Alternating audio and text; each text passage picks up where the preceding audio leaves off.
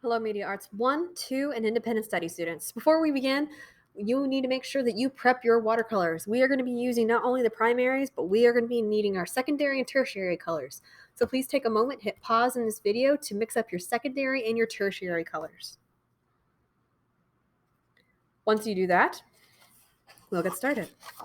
So if you were absent on the days of November 12th and 13th, you missed our mini project activity where we are learning about warm and cool colors in relation to the color wheel. Here is what I mean. So we learned on Monday and Tuesday that colors exist in relation to a wheel. Did you also know, depending where they are located on that wheel, they are considered warm or cool? Warm colors always are going to be thinking of warm kind of summer fall colors. So the colors that are technically considered warm are those that fall in the red and yellow category. So red, yellow, yellow orange, yellow green, orange, red violet, versus the cool colors, which always fall in the category of blue and green and violet. So there's blue, green, blue violet, and violet. And there's many more within that spectrum. From what I have taught you so far, we know that the primaries, secondaries, and the tertiary colors fall in two distinct categories of either warm and cool. Here's how that can also be seen. In any kind of given set of pencils, I'm going to pick out all of the warm colors. Warm colors, remember, fall in the red or orange family. Sometimes purple, depending on what it's mixed with. Sometimes purple can fall in the warm and cool category. Okay. Oops, missed one. Okay. So this is a warm family group. All in a gamut red to pink to orange to yellow. If you were going to paint a painting and you decided to take one of these colors out of that color grouping and added a blue color, what happens? Your eye is going to instantly jump to that cool color. That one of these things is not like the others kind of mentality. Same goes for any cool color. So if I was going to pull in all my blues and greens and purples,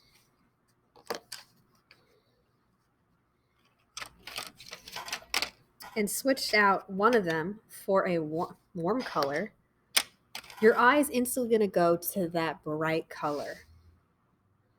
So when you paint a painting, think about color groupings. Is it going to be leaning more in the cool family group or the warm family group?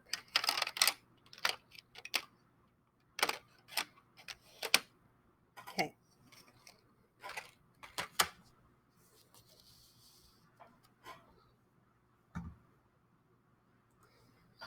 So the mini project using both warm and cool colors is this. You are going to paint a plein air painting using warm and cool colors. You are going to paint a landscape from a photo. So on your phones or pull up additional photo on your Chromebook, desktop, whatever you are using to view this, is you're going to pull up a landscape photo. So I just pulled up a photo of Mount Hood. Using your watercolors, you're going to try and emulate that scene to the best of your ability. So in my photo, I noticed there is a lot of cool colors, lots of blues and almost going into purples, and there is white. So since I did not provide a white paint for you, I'm going to show you how watercolorists get around to using white or using very thin washes to make it look like they are using white. The first step, sorry about that, you got my text. The first thing you're going to do is you are going to get this whole entire paper wet. And you can do that one of two ways. You can go over to your kitchen sink and go submerge this thing into a stream of water and just getting this whole entire paper wet.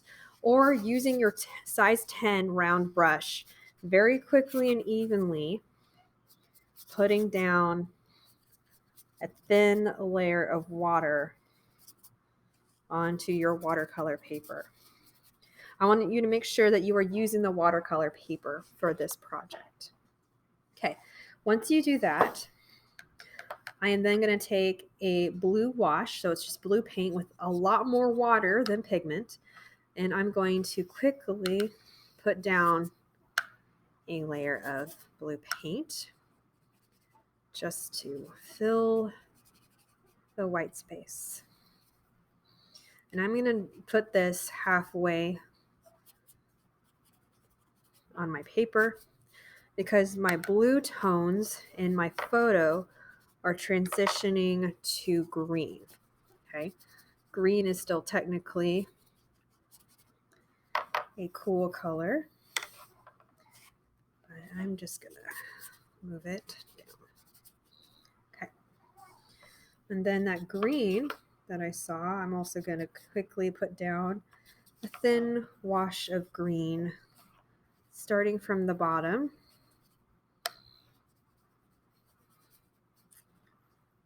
and going up. I'm going to let that blend into my blue.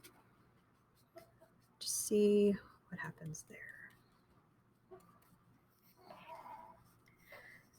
Okay, I'm going to have to wait for this to dry before I can continue. So if you have a hair dryer handy, use that. And so I'm just going to click pause and wait for my paper to dry. All right, so this is mostly dry. It's still a little wet in some areas, but that's perfect. So what you can tell is that, probably not on my view, but my colors look softer. Okay. Excuse me. All right, back to my picture. If I can find it. There's things. Nope, it's gone. So I'm gonna have to find it. There we go. Sorry about that. That one. Okay. So using my size 6 round, wipe. I am now going to very briefly outline Mount Hood using a little bit more concentrated, more intense blue. Okay, and I'm going to paint this on. If you're the kind of person that needs to draw it on, go for it. So I'm going to paint. Mount Hood is known for being extremely pointy. My accuracy does not do its justice. Okay. All right.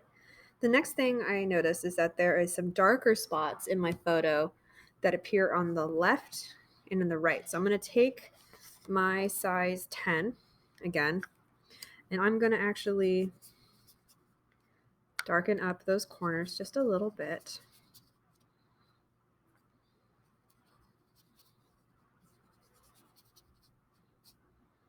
And then I'm going to take a droplet of water and then blend that color to my drawn line. Why I'm doing this is because I want it to look like it's transitioning from dark to light, like we would when we are value shading.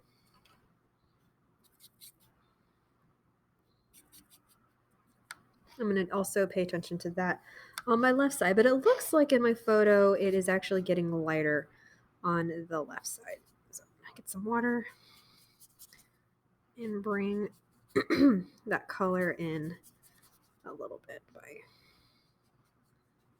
blending it like that. Okay, darken up this left side a little bit more. And since my paper is already wet, that color, that darker intense color, is actually going to like diffuse and soften out. Okay. My phone shut off. Take that. Okay, so I'm going to then add another drop of water to this blue, and I am going to paint the dark areas that I see in my painting and try and leave those white areas. So I'm using my size 10 because it is a large piece of paper and I want to try and capture those dark areas to the best of my ability. So only focusing on those dark areas in the painting, in my photo, sorry.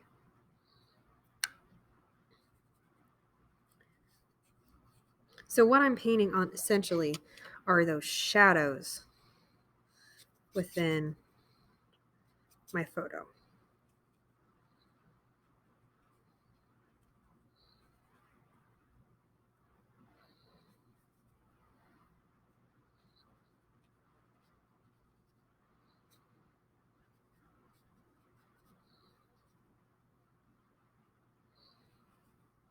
Okay. And I'm going to darken those up just a little bit more by adding more blue. Just tapping it a little bit, and I'm allowing the water to do my work for me just a little bit.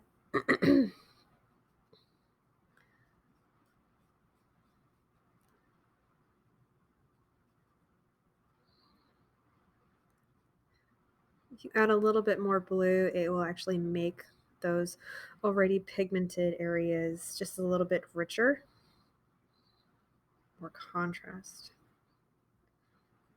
Okay.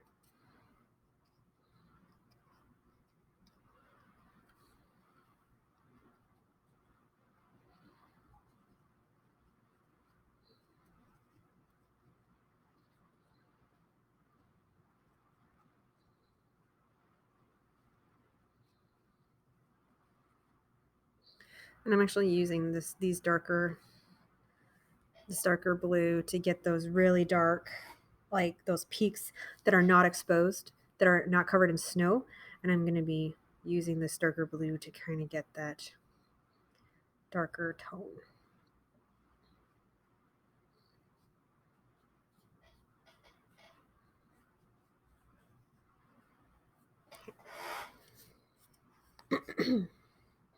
Right now I'm going to use this dark tone and kind of brush it in to start painting that green area. Yes, this is green, but bear with me. I'm going to use blue because green, honestly, is just a weirder version of blue with a little bit of yellow to it. Okay, so I'm going to add a little bit of yellow in.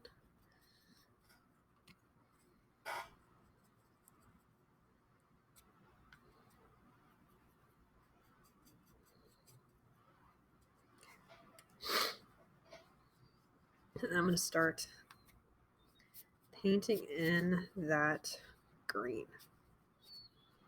I know it's darker in the middle of my photo, so that's where I'm going to take my green and put it where the blue is. Try and get that summit line or the area that separates forest to mountain.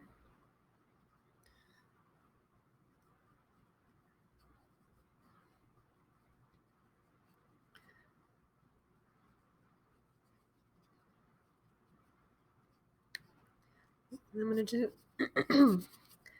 do a little bit of a wash, a blend using my water to kind of soften that edge and to drag or bleed that color down toward me. Okay. Like that's pretty good. Oops. I'm going to stop messing with this.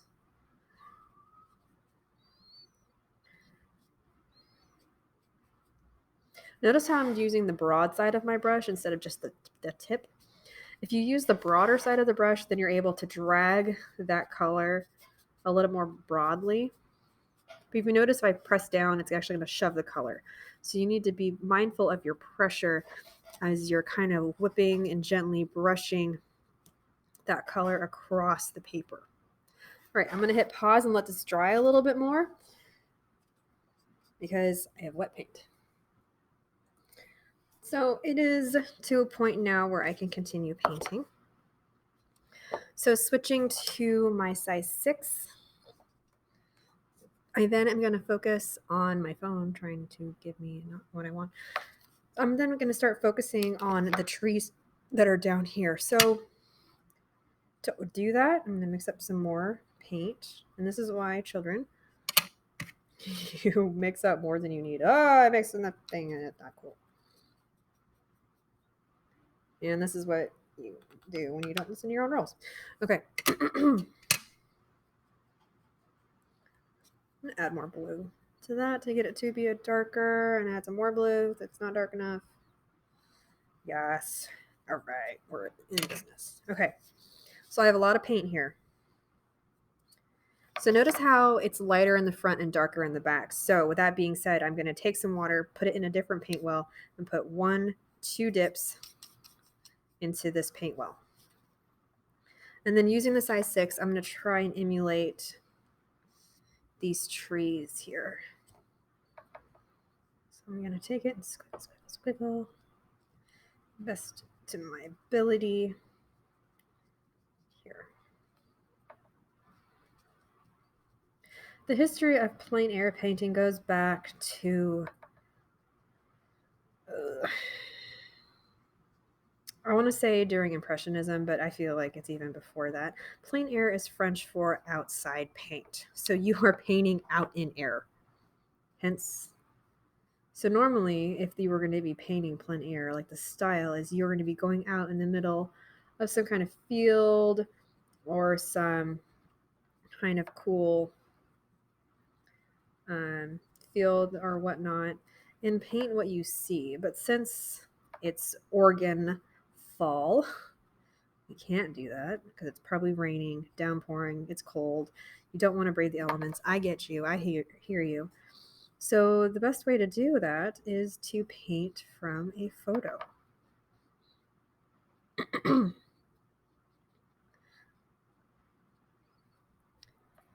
Play around with size. Play around with having images in the front of you be large. As you get closer to the mountain, have them get smaller. As you get closer, nope, too soon. So move quickly but effectively. And you're probably noticing that some of my paint is flaring out kind of like snowflakes or like kind of becoming really fuzzy. The reason why that is happening is because the area that I painted on is probably still wet. And so we are going to be using a technique that is going to be combining wet on wet, meaning you're using wet paint and you're painting on wet paper, and wet on dry. So wet on dry, if you kind of guessed it, is you're using wet paint and painting on dry paper. Both techniques are just one of many that a watercolorist will use when they're painting with watercolor. Both effects also have unique textures and qualities that a artist will need. And we are going to be visiting those during this unit. Okay, so very quickly put down my color. And so my trees are going to get relatively darker the closer I get to my mountain. But since my paper is still kind of wet, I'm going to have to be very mindful of how much water is on this brush.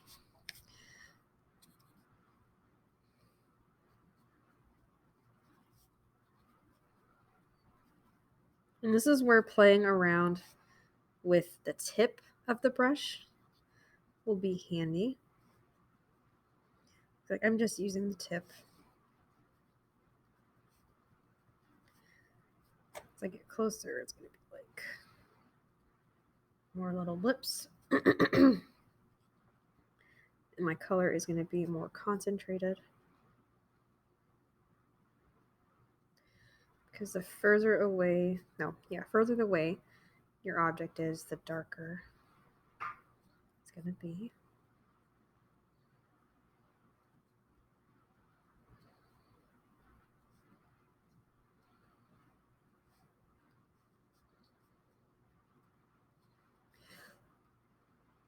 The one thing that you probably noticed is with watercolor, you have to work from back to front, working on that back layer first, the back layer being the background, and then working your way toward the front of your image.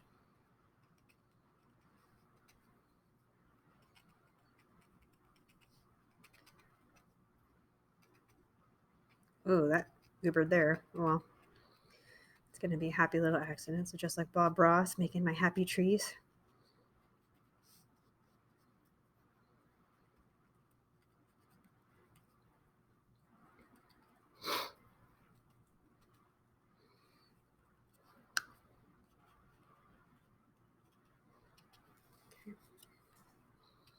As watercolor dries, the color actually gets lighter.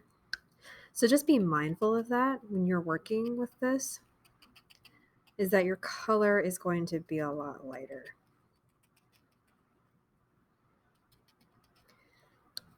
It is your choice if you on what kind of landscape you want to draw, but paint. You are going to be painting landscapes because we are going to be using the method of plein air, of painting what you see in a picture. Yeah. Okay. So this is still fairly wet, but when it is completely dry, I'm going to go back and add maybe some more details in the mountain, maybe in the sky. It is up to you. Watercolor is cool in that you can add more to enhance the drawing. So I'm just going to outline the mountain again. Just a little.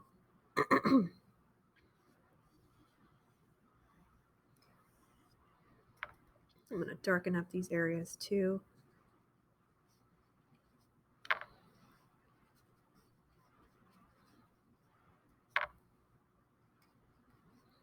And if you really want to get those dark lines, just add a little bit more concentrated blue to get those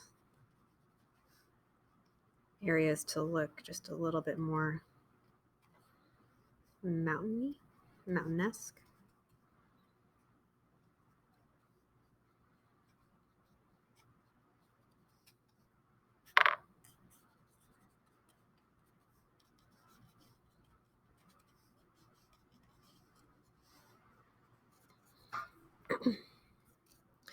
And the cool thing with watercolor is that you can give it the illusion that there is white on the paper.